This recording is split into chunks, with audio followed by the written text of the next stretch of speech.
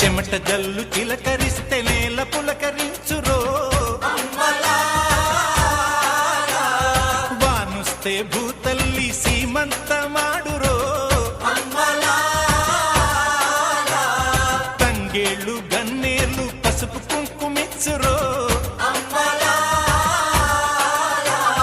పశుల మెడన చిరు గజ్జలు కల్లున మ్రోగేను, గజ్జల మోతల్లో పల్లె పరవశించెను.